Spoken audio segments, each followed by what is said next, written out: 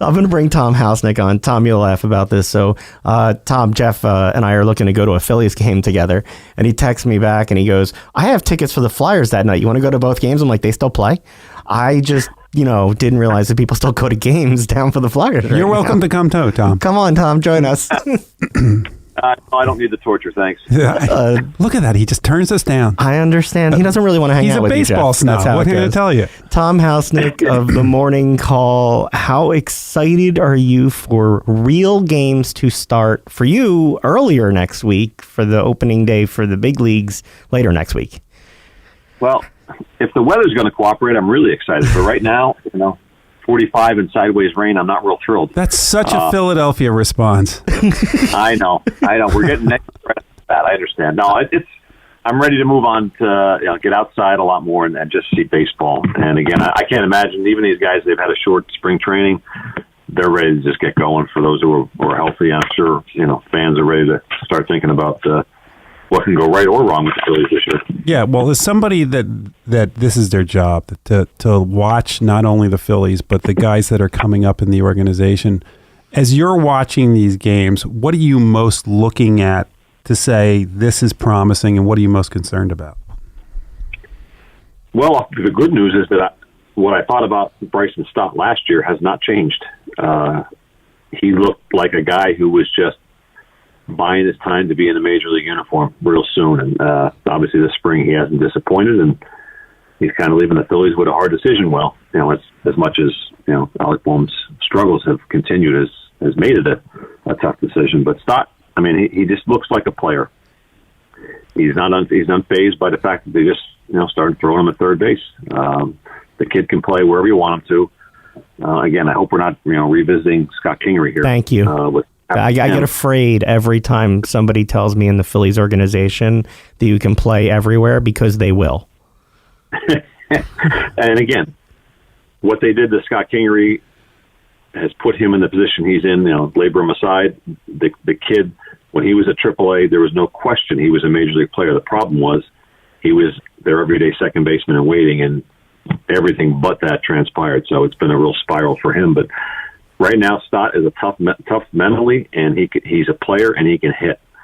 And right now, the Phillies will take all of that. So I'm excited to see him win, and if he gets that chance. Now, they may decide, hey, go down to AAA and get a month of everyday at-bats, and we'll see how Alec Boehm does at third with Johan Camargo, and we'll evaluate then. I don't know. But I'm anxious to see the play. Before we get to anybody else, as far as who you find promising, let's talk about Bryson Stott a little bit more. Bryson is not somebody that most people know about, even though he was a high draft pick. I don't think a lot of people pay attention to the minor leagues unless they're like a star. Bryson Stott came into this organization before that, even when he was in high school. I think he was 5'3" when he first started high school. Wasn't a kid with a lot of power, has kind of developed that and developed a swing. I don't think anybody questions whether he can hit. Whether he hits home runs or not is a different story. The question is, because of what the Phillies are doing with him right now, is putting him at third base. I always thought that Bryson Stott didn't have the strongest of arms. Does that become a problem? Did I have that wrong, or does that become a problem if they stick him at third base? I think if he were, if they chose him over Didi at short, then you can talk more about arm strength. But I think they want somebody, first of all, just to catch the ball at third base. And I don't think there's any problem with him catching or throwing from third base. I think he would be a suitable fit compared to what they've had. There's no question that he's not Gold Glove material right now, but I'm going to tell you, he's a kid who's going to go out there with no fear and play 100% every night, which is, again, what the Phillies need a lot of that too. So I think arm strength, not as much of a factor for him at third base. Well, you said not Gold Glove. Are you talking about Gold Glove standards for the league or Gold Glove standards for the Phillies? Because that's two different things. Yeah, he's not going to be, a Jimmy Rollins type or even Scott Kingery type at third base. Kingery at second base, to me, was a Gold Glover right off the bat, but that just never materialized. He has had a lot of issues, but Bryson Stott can play suitable defense for any major league team. But and I won't be surprised if he beats out Alec Boehm, who has struggled this spring. And I'm curious your thoughts because you're somebody that's watched the system, and I remember Jeff interviewed him right after he was drafted. We did a bunch of research for it, read the scouting reports. The question was always, where's he going to play? And it seems like that same question still exists now that he's a major leaguer. Now, it seems like the ability to hit has sort of gone away from him, but I still, if he figures out how to hit, don't know how he plays third base. What's your thoughts on him? And at some point, do they cut bait like they did Adam Hazley and try and trade him for an arm or something in the system? Well, they are stuck between a rock and a hard place. You're talking about 2 number 1 picks here. And Phillies have missed more than they've hit on their draft picks of late, and even going back, more than 20 years. So to cut bait on him this soon, I find it really hard to believe they would do that. Plus, trade value is not real good right now for Bohm, so they're not going to get a lot in return. They're certainly not going to get something that they need. They're not going to get a center fielder who can play every day or a reliable bullpen arm. But I think they're in a position now where they've got to evaluate Alec Bohm, the person, as much as the physical player, because he's obviously spent a lot of time with mental skills coaches, and for him to be demoted to AAA at this point to start this season after how promising it looked a couple of years ago and what he's been through since, I think they have to consider whether or not he can recover from that emotionally, to realize that he's just going down here to get at-bats and to get better hitting fastballs and making the routine plays at third base. If he can do that, if they believe he can do that, then you got to go with what your eyes tell you, and that Stott right now is the better player. But Stott hasn't played in the major leagues to even evaluate apples and apples there. So they're caught between a rock and a hard place. Stott is tough enough mentally that if you put him up there for the first month and then Bohm lights it up in AAA and they call him up and send Stott down, Stott will handle that. They've got to worry more about Bohm's mental status at this point if he is sent to AAA, if they decide to do that. And look, maybe they can kind of hide him a little bit with some of the other bats they have while he gets his bat straight and his defense straight. You mentioned trading for a center fielder. Adam Hazley traded away Odubel Herrera, whether people wanted him here or not, out 4 to 6 weeks with an oblique. Looks like a battle between Matt Vierling and Mickey Moniak for the center field job. Are we going to see Mickey Moniak with the big team to start the season, do you think? It certainly looks that way, but I'm still a little, I'm not understanding. We've heard Joe Girardi say several times that Moniak is not the everyday center field option, or he's not a center fielder. He's a corner outfielder. I watch him play every day in center field last year when he was in AAA, and he is really good in center field. He does everything fundamentally correct. Now, can he hit at the major league level consistently? That's to be determined. But from a defensive standpoint, Mickey Moniak is pretty darn good in center, and especially with the Phillies situation, in left field, they need a center fielder who can kind of cover a position and a half or more with the glove. Because again, you went out and you got these bats to go with Harper, Realmuto, Hoskins, if healthy, all these kind of. So you don't necessarily need a great bat in center, but you got somebody who has to catch, and then Vierling plays another one of those kids. He will run through a wall. But as a center fielder, Moniak's a better defensive center fielder, but I don't think that he's going to be put in a position to play there with any regularity, the way it sounds with Girardi. So it looks like Vierling is going to be the guy to get more at bats. Why is that? Why isn't Joe willing to put him there every day? It doesn't seem like they have a better option. And you mentioned the positions that they got. They signed people that are going to hold the positions that he would potentially go into. Just make him a center fielder. Right. I think they saw more in Vierling offensively when he had chances last year than they do in Moniak. And my guess is that has to be a factor, even though, like I said, at this point, you're not stressed for offense from that position because the two corner guys are going to produce, or should produce big time. So you're not, like I said, you're not in a big need there. I think they're still caught between a rock and a hard place when it comes to having their four of their best players in the primes of their careers. So they've got to find a group around them to produce immediately. Yeah, but Mickey that really hurt Moniak. That has hurt Scotty Kingery, and it's going to hurt others if they continue to think that way.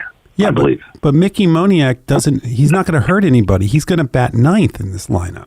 And as you said, he's the best defensive option. We don't need defense on this team, Jeff. It's a softball team. We're just going to outscore them 10-8 every game, 3.5 hours like the Sox and Yankees. Get ready for it. Well, the catcher is good for 120 games. I mean, at least you have him who can field. But seriously, what other option do they have in center field? Veerling is not, to me, an everyday center fielder from a defensive standpoint. And I'd rather look. I want Veerling on this team. I think he's great. We interviewed Veerling and Bohm the week that they came up to Williamsport years ago, and Veerling clearly seemed to be the guy with his head on straight more as far as understanding the game and having the mental toughness to do it.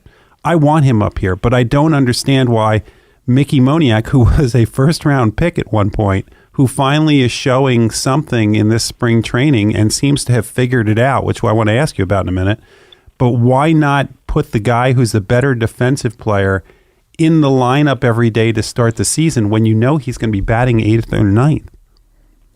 Yeah, that's a great question, because Veerling clearly can handle any role you put him in. If you want to play him for a week and then sit him for a week, he can handle that.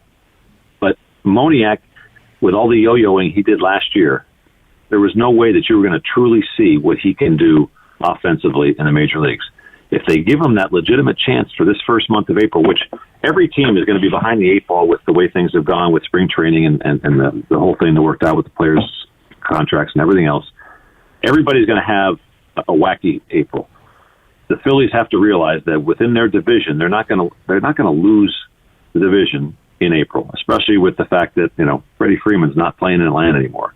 That's a huge thing for when you're thinking about the division. So why not take your number one pick and give him a shot to play 20 games in a row in center field and see how it goes? And if he doesn't hit and they have to send him down, Mickey will be okay with that, because he'll realize, hey, look, I had a chance, and I'm going to get another chance, but for right now, I'm not the guy.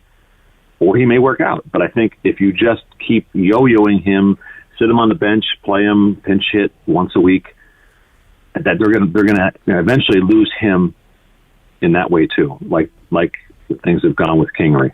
Mickey Moniak can play in the major leagues. I think he just needs that opportunity with consistent at-bats, and to know that he has the support of the organization to say, hey, look, we believe you can do this, now go do it. And he seems to have the mental makeup to do it. It's just putting together the pieces. I mean, I remember we talked to him years ago. He was still getting growing pains from growing it when he was at AA at Reading. People are in such a rush to get them up here. And so I wanted to talk about the farm system itself. You're somebody that watches it closely.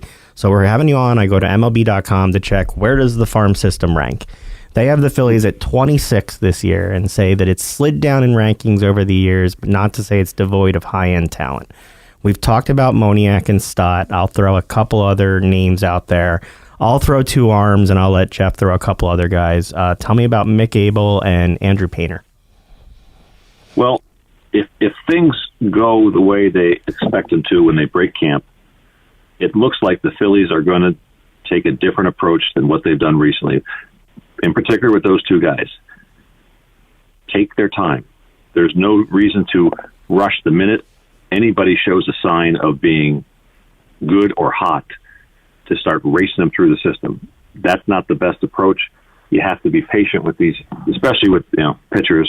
Yeah, and with any kind of injury history, take your time. Let them develop. Let them get comfortable where they're at, and then evaluate over a 3 or 4 month period, rather than saying, okay, this guy just had 3 or 4 good starts. Where can we send him? I think what they're going to do with the Phillies with all their prospects. So many of them should be at the lower levels. That's what they're going to do. They're going to load up AAA with a lot of veterans. Guys who've had chances, other organizations, and then they can pick those guys as needed for the major leagues if there's an injury. Let these other guys stay at the lower levels, let them get comfortable, let them prove themselves, and then start moving. Those 2 in particular, they're so young. There's no reason to rush them, even if you start getting the rash of injuries. Obviously the bullpen situation right now in Philadelphia is not great, but just take your time with these guys. It seems like that's how Preston Mattingly is going to approach things. And again, when you get a college kid versus a high school kid out of the draft, you've seen how quickly they're ready to move.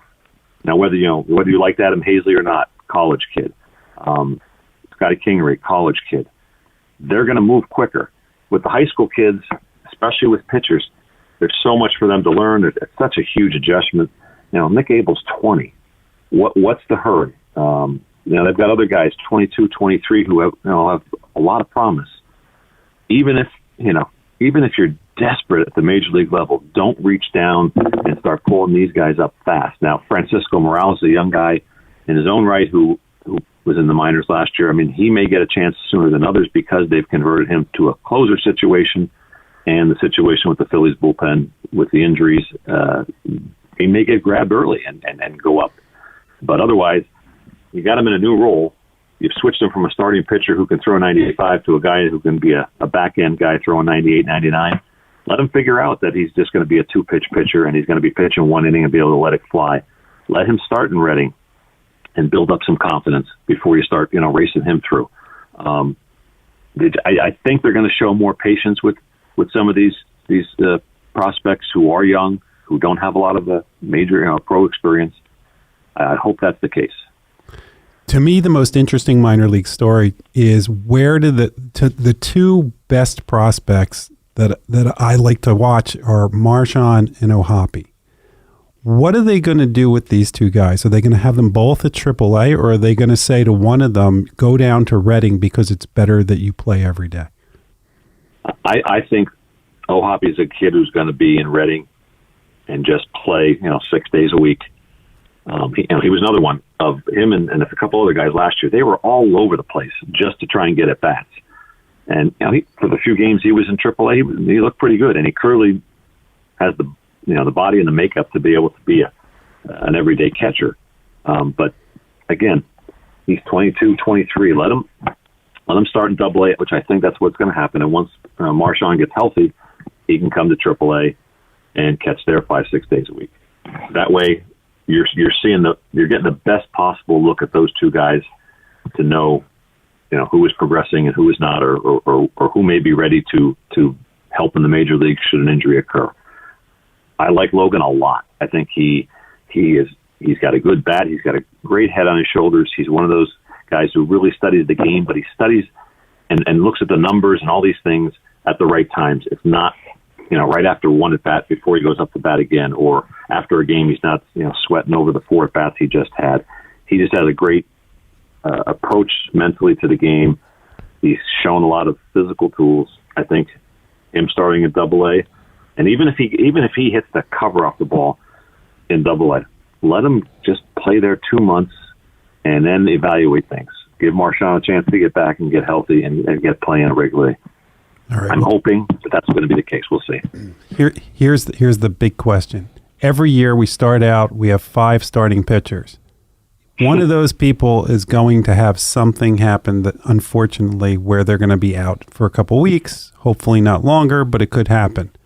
Who comes up? Who's number 6? There'll be a need for 6 and 7 and maybe 8, because obviously when's the last time Zach Eflin made it through a full season wealthy? Yep. We're already nervous about Wheeler and his shoulder, and Ranger Suarez. Nothing seems to bother that guy. So, he could have a broken arm and probably still pitch. It's just a matter of him having a visa here and getting enough innings in before he's in regular season form. So that's the thing. When you look at the guys that are going to be in AAA, starting the year in AAA, well, once Phillies break camp and they let everybody up, I think Bailey Falter's the answer, because at least he's shown hints of having stuff good enough to play in the major leagues. Jeff doesn't like that answer, by the way. You can't see him. I know he does. You can't see him shaking his head with his hand at his forehead right now. But the 3 options are Bailey Falter, Christopher Sanchez, and Nick Nelson. But again, Phillies fans are not going to get excited about any of those guys. But where the system is, that's what they've got now. That's why you don't go to, out of desperation or whatever you want to call it, go to AA and and grab a guy and take a guy from high A Jersey Shore and somehow get him to AAA to see if he can handle it there before you take him to the majors. They can't do that with some of these really good young kids. So that's why your answers are now Bailey Falter, Christopher Sanchez, Nick Nelson, as far as starting pitchers. You mentioned Preston Mattingly. I'm just going to close the last one for me. Have you seen a change with the change in people overseeing the farm system? Is that starting to trickle down in terms of thought process for the team? Anything you're hearing out of how they're going to approach things differently than in the past, the way this organization's done it? Well, I think they really have put a value on who they've been drafting the last couple of years, and then, of course, moving forward since Brian Barber came on board. I think if they're going to believe in him, then they've got to believe in who he's drafted, regardless of what round they came in, and to give these kids, like I said, ample opportunity to develop as their bodies are telling them. I mean, you can't take a 20-year-old kid, coming out of high school with less than a year of pro ball experience and start racing them through the organization because they're desperate for that position need. So that's why their Phillies are in a conundrum, because they've got to win now, but at the same time they can't keep going after these young kids who are not going to pan out because they've pushed them through the system too fast, because they're not ready. And if you're not ready physically, emotionally is the next step. And if their confidence is shot, then you've lost them, and that's a shame, because then you go to somebody else, and now all of a sudden you're digging your hole deeper. So I think there's going to be a little more patience with these younger guys, especially the pitchers, because eventually Nola, Wheeler, they're going to be older. Zach Eflin's body's had a lot of wear and tear on him. Eventually, in a couple of years, you're going to need guys to be top of the rotation starters. So you got to really value what you have now, and if you really believe these guys are major league starters down the road, just treat them like gold now and take your time, no matter what scenarios unfold at the top of your minor league system or at the major league level. So I'm hoping, I believe that's going to be more of an emphasis now, and I think that's what we're going to see at least to start this year. You can read Tom Housenick in the Morning Call to get the latest on all things of the players who will be the next here in Philly. Tom, thanks so much for the time as always. Enjoy watching the games. We look forward to reading what you cover. And you can come to the Flyers game if you'd like. Yes. The offer still stands.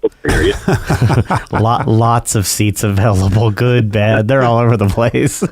Tom, thanks, guys. Take care of yourselves.